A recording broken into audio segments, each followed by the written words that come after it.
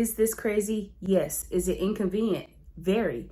Is this going to definitely cause an uproar? Possibly. But here's why I'm not upset about the TikTok ban.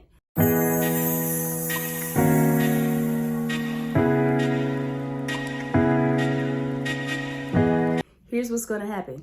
TikTok and those who created content on that platform, it's going to drive so much traffic over to YouTube. YouTube is the #1 platform right now for content creators, especially for those of us who want to get monetized.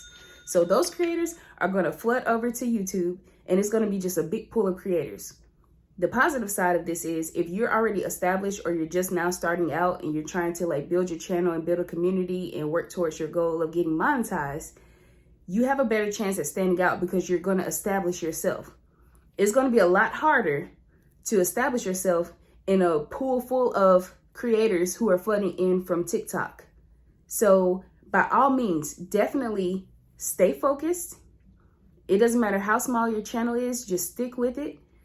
Keep uploading, keep being yourself, keep branding yourself, because it's going to be so much harder to get the attention of viewers once TikTokers are converting over to this platform, and you don't want to get lost in the crowd. Just stay consistent, stay positive. This is a huge change, and who knows, things change all the time. This may not be a forever thing, but if it is, that's fine, because if you're established on a platform already like YouTube, you just keep building and growing from there. There's like TikTok is not the only platform that monetizes small creators or big creators. So the goal is like from day one, once I start uploading to this platform on YouTube, I've told y'all, we want to monetize our passion. Yes, it's a setback for most of us who are content creators on TikTok and Instagram and Facebook, whatever, that TikTok is gone. I was not the biggest TikToker, but I did go there for like, hacks and videos. You just like to scroll through TikTok. So for me, I'm not going that crazy about the loss of it. It is crazy, okay? I'm not going to underestimate the value that it brought to a lot of people, especially for those who were supporting their families on the TikTok platform. Like, this is huge. So I'm not going to belittle that at all. All I'm saying is that when you cross post, like I hope you're doing, you have more apps to rely on as far as keeping a following base and community and keeping up with your monetization and keeping up with just whatever it is that your niche is being supported by on whatever platform it is. YouTube is just one of those platforms that has longevity.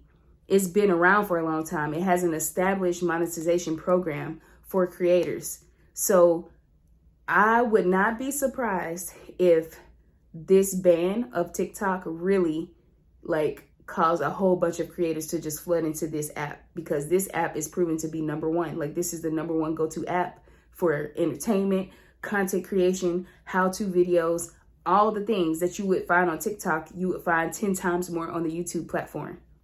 So definitely use this as an opportunity. Don't sit around and sulk like all these other videos. People are coming on crying and like just saying it's the end of the world. It's really not. This is actually an opportunity for people like you and me to just stay focused on what we were doing before this ban happened, keep uploading our content, keep being true to ourselves, and watching our channel grow so that you can already be established and you can stand out in this pool of creators that are flooding in. So that's #1. And #2, because we're not going to spend all day talking about TikTok. We're sad about it. It happened, but now we have to move forward. We have to stay positive. We have to keep the ball rolling because we have goals. So another thing I wanted to talk about in this video is how you can create even more engaging content so that you can keep your viewers and keep them viewing your content for longer. That's what's going to build your watch time. That's also what's going to help you increase your chances of reaching your goals a lot quicker if you're trying to get monetized on the YouTube platform.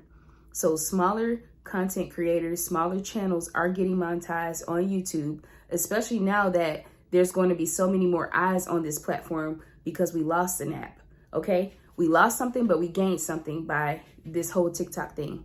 And so if you want to be more engaging, this is something you're going to have to do. You don't have to be the biggest editor in the world, but really do your homework, do your due diligence of taking the time to learn the free platforms that are made available to teach you how to create better thumbnails, better titles, how to put cutesy little edits if that's your thing. You don't have to do this. So don't think that I'm saying like you have to become an editor to be a better YouTuber. That's not what I'm saying. I want you to be able to be more engaging. And that's one way that I've been able to be more engaging. I've been following up on comments about how to create text, how to make your videos look the way that they do. How did you do this? How did you do that? That's engagement. And it only comes from the work that I did to upload the video to make it engaging. And it's only going to get better over time. Right now, I'm just kind of playing with different things and dabbling into different editing styles to see what performs well, what doesn't, what my viewers like, what they don't like. And so far, the way I've been uploading, the style of content that I've been pushing out on the YouTube platform has been working. And so in the very near future, I'm going to be breaking down how I edit my videos, the platforms that I use to do that, the editing tools, and they're all free. That's the best part. So if you haven't subscribed, if you're new here, definitely subscribe. Definitely let me know what you look forward to in your content so that I can maybe touch on those points when I go to share how I upload my videos, how I do all the cutesy edits and the platforms that I use to do it. Like all that good stuff is going to come.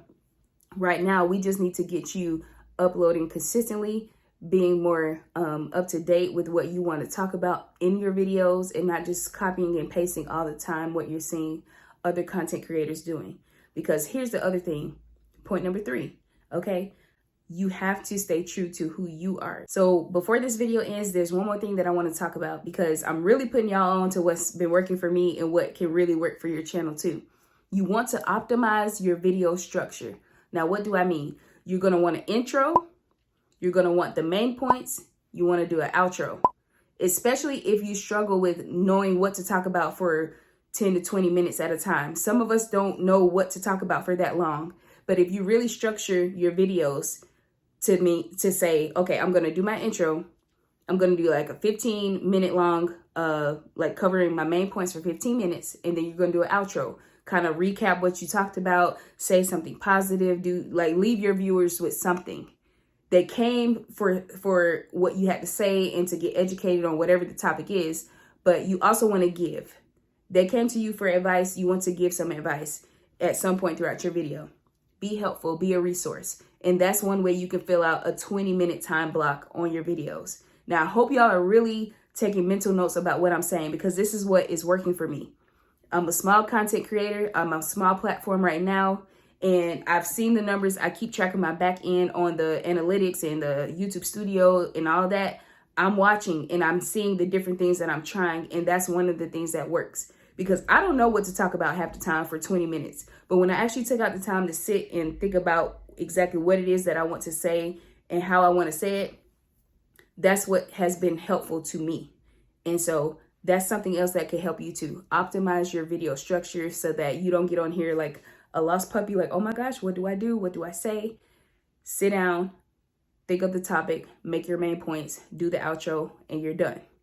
We're going to keep things simple on this YouTube journey thing, okay? We're going to be simple, but we're also going to do it by being ourselves. Once again, be yourself. Do not copy and paste and stay true to who you are, and that will show up on camera every time. So, as always, y'all, before I go, I hope that something at some point today made you smile. And if you haven't smiled yet, I hope something helps you smile before you go to sleep. And I love you guys, and I will see y'all on the next upload. Bye.